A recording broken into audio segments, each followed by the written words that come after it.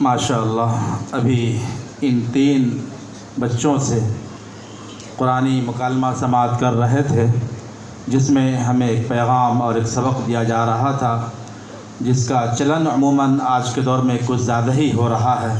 اللہ تعالی ہم سب کو اس پہ عمل کرنے اور جو باتیں نہ کرنے کی ہے اس سے بچنے کی توفیق عطا فرمائے۔ محترم حضرات، اب ہمیں شہر حیدرآباد کے کئی ممتاز علماء کرام کے قیمتی خطاب کو سننا ہے اور وہ وقت آ گیا ہے جن حضرات کو ہم سننے کے لیے یہاں پر جمع ہوئے ہیں۔ الحمدللہ یہ علماء کرام جو ہمارے ڈائز پہ تشریف فرما ہے، شہر حیدرآباد کے ممتاز مقرروں میں ان کا شمار ہوتا ہے، اور باصلاحیت عالم دین، باصلاحیت مدرس، باصلاحیت خطیب ہے۔ ان خطیبوں میں سے ایک خطیب، نوجوان عالم دین، مقرر شعلہ بیاں، حضرت مولانا مفتی سید ابراہیم صاحب حسامی قاسمی صاحب سے استاد حدیث جامعہ اسلامیہ دارالعلوم حیدرآباد سے ادباً درخواست کرتا ہوں کہ وہ آئیں اور اپنے خطاب عالیہ سے ہم سامعین کو مستفیض فرمائیں۔ حضرت مولانا مفتی سید ابراہیم صاحب حسامی قاسمی دامت برکاتہ۔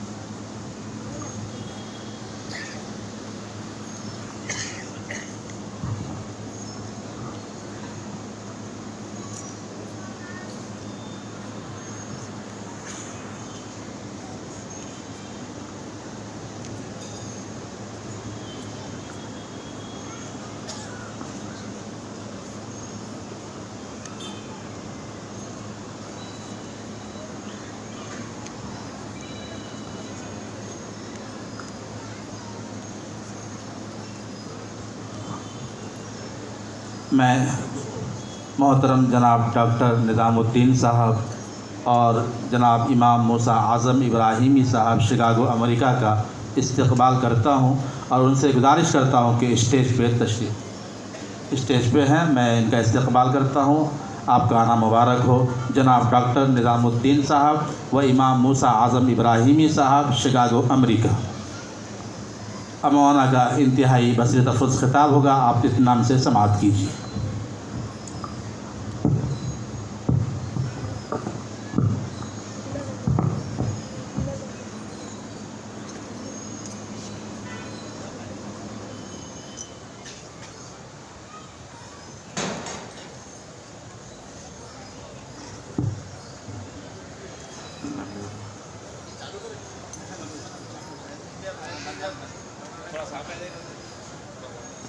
السلام علیکم ورحمۃ اللہ وبرکاتہ۔ الحمد للہ رب العالمین والعاقبۃ للمتقین والصلاة والسلام علی سید الانبیاء والمرسلین سیدنا محمد وعلی آلہ وصحبہ اجمعین، اما بعد فاعوذ باللہ من الشیطان الرجیم، بسم اللہ الرحمن الرحیم۔ انا نحن نزلنا الذکر وانا له لحافظون، صدق اللہ العظیم۔ قابل قدر حضرات علماء کرام، معزز دانشور حضرات، محترم بزرگوں، دوستوں، پردہ نشین ماں اور بہنوں، آج کا یہ موقع ہمارے لیے بڑی خوشی اور مسرت کا موقع ہے کہ آج ہم مدرسہ اسلامیہ گلزار مدینہ میں حفظ قرآن مجید مکمل کرنے والے ان حفاظ کرام کے اختتامی درس کے اندر شامل ہیں جو آج کے بعد حافظ قرآن کہلائیں گے۔ اللہ نے ان کے سینے کے اندر اپنے پاکیزہ کلام کو ودیعت فرما دیا ہے۔ اب ان حفاظ کے سینے عام نوجوانوں کے اور بچوں کے سینوں کی طرح نہیں ہیں۔ اب یہ سینے کلام الہی کی حفاظت کرنے والے ہیں۔ قرآن کریم پر جب بھی کوئی حرف آئے گا یا کوئی بات آئے گی، اللہ تعالیٰ نے ایسے سینوں کو محفوظ فرما دیا ہے جو قرآن کریم کی حقانیت اور اس کی حفاظت کا فریضہ انجام دیں گے۔ حفاظ کرام دراصل اللہ تعالیٰ کی نگاہ انتخاب ہوتے ہیں۔ اللہ جس کو پسند کرتا ہے انہیں اپنے کلام پاک کی حفاظت کے لیے قبول کرتا ہے۔ اگر صرف مدرسے میں داخل ہو جانا حافظ قرآن بننے کی علامت ہو جاتی تو کوئی بھی طالب علم مدرسے سے بغیر حافظ بنے کے نکل نہیں سکتا تھا، لیکن اللہ تبارک و تعالیٰ کی نگاہ کرم جس پر پڑتی ہے اللہ اس کو اپنے کلام کی حفاظت کے لیے قبول کرتا ہے۔ لہٰذا ان حفاظ کرام کو عظمت کی نظر سے دیکھنا چاہیے، اچھی نظر سے دیکھنا چاہیے، عزت اور توقیر کی نظر سے دیکھنا چاہیے۔ ان کو دنیا میں جو ہم عزتیں دے سکتے ہیں اس نیت کے ساتھ عزت دینا ہے کہ یہ اللہ کے کلام کا محافظ ہے۔ اگر یہ زندہ ہیں اور صحیح سالم ہیں تو اللہ کا کلام محفوظ ہے، اور جب تک یہ حفاظ کے سینے موجود رہیں گے اس وقت تک اللہ تعالیٰ کلام الہی کی حفاظت کرتا رہے گا۔ جب تک یہ مدارس رہیں گے اس وقت تک اللہ تبارک و تعالیٰ قرآن کی حفاظت اور اشاعت کا کام لیتا رہے گا۔ تو اسی سے علماء نے ایک بات یہ بتلائی ہے کہ جو لوگ مدارس کو ختم کرنے کی یا مدارس کے ساتھ کچھ سازشیں کرنے کی سوچ رہے ہیں، ان لوگوں کی یہ سازش کبھی پوری اس لیے نہیں ہو سکتی کہ اس کے اندر حفاظت قرآن کا کام انجام دیا جاتا ہے۔ جب تک قرآن رہے گا یہ مدارس رہیں گے اور یہ مدارس کا نظام چلتا رہے گا، اور یہ جو حفاظ کرام یہاں سے حافظ بن کر نکلتے ہیں اتنی آسانی سے حافظ نہیں بنتے۔ یہ بڑی قربانیوں کے ساتھ اللہ تبارک و تعالیٰ ان کو قبول فرماتا ہے۔ کئی حفاظ ایسے ہوتے ہیں جو اللہ تعالیٰ سے خوب مانگتے ہیں، راتوں میں اٹھتے ہیں، روتے ہیں، گڑ گڑاتے ہیں، قدم قدم پر ان کے سینوں پر چوٹ پڑتی ہے۔ باہر کی دنیا دیکھتے ہیں تو ان کی آنکھوں کے اندر بھی وہ رنگا رنگی آ جاتی ہے، لیکن فوراً دل پر چوٹ پڑتی ہے، میں تو حافظ قرآن ہوں، میری نظر کہاں جا رہی ہے، مجھے تو اللہ کا کلام اپنے سینے میں محفوظ کرنا ہے۔ فوراً اللہ تعالیٰ ان کو بچا لیتا ہے۔ کئی ایسے حفاظ کرام ہیں جو بہت زیادہ قسم پرسی کے عالم میں رہنے کے باوجود بھی اللہ کے کلام سے اپنا تعلق جوڑے رہتے ہیں، پھر اللہ تبارک و تعالیٰ ان کو قرآن کریم کی برکت سے دنیا میں بھی عزت عطا فرمائے گا، اور آخرت کے اندر تو ان کے سر پر اللہ تبارک و ان کے والدین کے سر پر ایسا نورانی تاج پہنائے گا جس کی روشنی کے آگے سورج کی روشنی بھی پھیکی پڑ جائے گی۔ اور ان حفاظ کرام کو اللہ تبارک و تعالیٰ 10 جہنمیوں کی سفارش کرنے کا حق عطا فرمائے گا۔ جب یہ ان جہنمیوں کی طرف اشارہ کریں گے اللہ تبارک و تعالیٰ ان کو جنتی بنا دے گا۔ میرے بھائیوں، قرآن کریم کی حفاظت اور اس کی اشاعت یہ ہر مسلمان کی ذمہ داری ہے۔ ہم میں سے ہر ایک کو اس بات کی کوشش اور نیت کرنا چاہیے کہ میرے گھر میں بھی اور میرے خاندان میں بھی قرآن کے محافظ پیدا ہو جائیں۔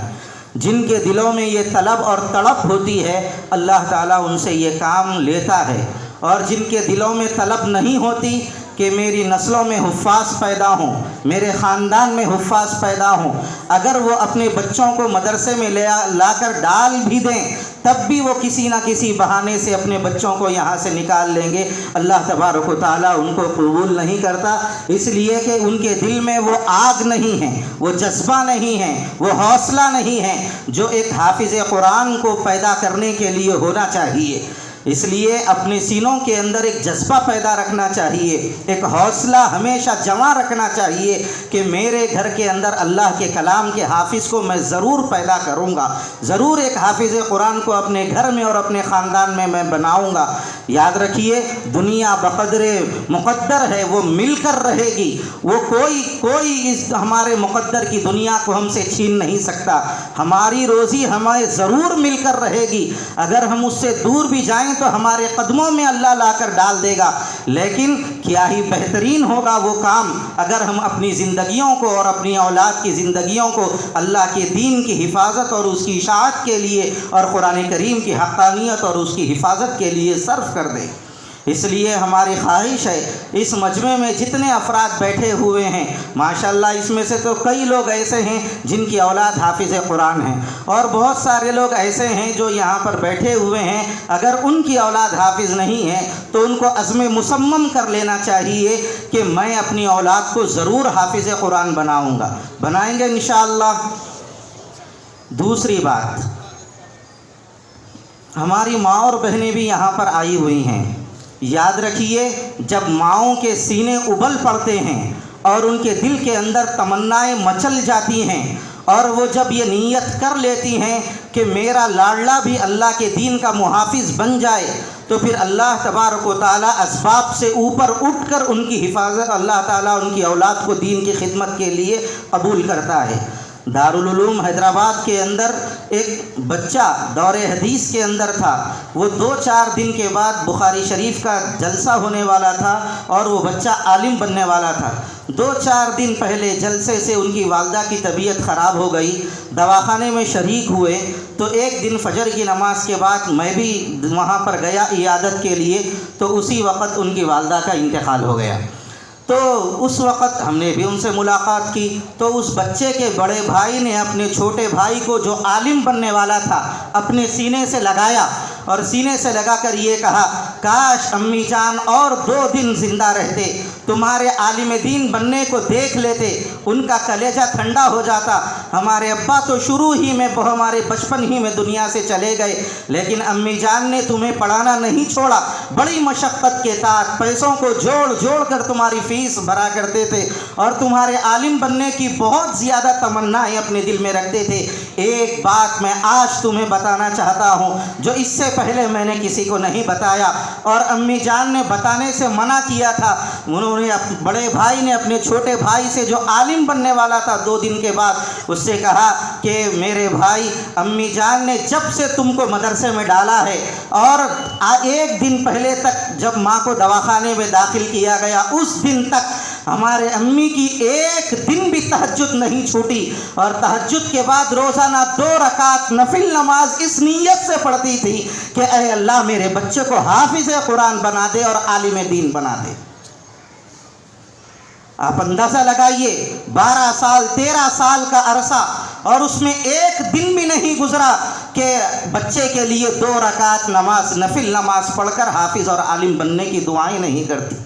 जब माएँ ऐसी दुआ करती हैं, ऐसी तलब और ऐसी तड़प जब माओं के दिलों में आती है, फिर अल्लाह ताला उनकी औलाद को कबूल करता है और उनसे दीन की खिदमत का काम लेता है। मेरे भाइयों, इन हुफ़ाज़ को मामूली मत समझो, इन मदारिस को मामूली मत समझो, इनकी कदर कीजिए, इनकी खूब इज़्ज़त और अज़मत कीजिए। मैं आखिरी बात आपके सामने अर्ज़ कर रहा हूँ, ये हुफ़ाज़, ये अल्लाह के कुरान के मुहाफ़िज़ हैं। जो इनको इज़्ज़त की नज़र से देखता है, जो इनकी कदर करता है और इनके ऊपर उंगली नहीं उठाता और हुफ़ाज़ को बुरा नहीं बोलता, अल्लाह उसकी नस्लों में हाफिज़ों को पैदा करते हैं, अल्लाह उसकी नस्लों में उलमा को पैदा करते हैं। जो जिस चीज़ का कदरदान होता है, अल्लाह उसकी नस्लों में और उनके घरानों में वैसे ही चीज़ को पैदा फरमाते हैं। इन उलमा को, इन हुफ़ाज़ को जो आँखें अज़मत की नज़र से देखती हैं, वो आँखें पाक हो जाती हैं। इन हुफ़ाज़ को देखना कुरान को देखने के बराबर है। इन हुफ़ाज़ को देखना अल्लाह के कलाम को देखने के बराबर है। इनके साथ बैठना अल्लाह के कुरान के साथ बैठने के बराबर है। और आखिरी बात आपसे ये अर्ज़ करनी है, अब रमज़ानुल मुबारक भी बिल्कुल करीब है। रमज़ान की तैयारी के लिए हम सब तैयार हो जाएं। कलाम पाक की कसरत से तिलावत का एहतमाम अभी से शुरू करें, और जब रमज़ान आएगा, रमज़ानुल मुबारक का पूरा महीना गुजर जाएगा, तो تو عید کے دن ہم چھوٹے چھوٹے بچوں کو عیدی دیتے ہیں اور بچوں کو خوش کرتے ہیں. ہم میں سے ہر شخص کو ایک بات کی جانب توجہ دینا ہے. یہ رمضان ملا، یہ روزے ملے، یہ دین اور یہ اسلام اور یہ قرآن، یہ سب کچھ ملا ہے ہمارے آقا و مولا تاجدار بطحا حضرت سیدنا محمد الرسول اللہ صلی اللہ علیہ وسلم کے صدقے اور طفیل میں. حضور اکرم صلی اللہ علیہ وسلم کی برکت سے اللہ نے ہم کو یہ قرآن دیا اور یہ رمضان انشاءاللہ عطا کرے گا. تو ہم اس بات کی کوشش کریں، جب عید کا دن ہوگا میں عید کی نماز پڑھنے کے لیے جاؤں گا تو اللہ تبارک و تعالیٰ مجھے بخشایا واپس جس طرح بھیجے گا، اسی عید کی نماز کے اندر، عید کی نماز کے عیدگاہ کے اندر میں اپنے نبی کو ایک تحفہ پیش کروں گا.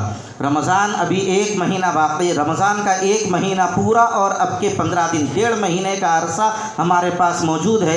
کوشش اس بات کی کریں کہ عید کی بارگاہ میں ہم ہمارے نبی کی خدمت میں 1.25 لاکھ مرتبہ درود شریف کا نذرانہ پیش کر کے عید کے دن ہمارے نبی کو بھی خوش کرنے کا اہتمام کریں گے انشاءاللہ.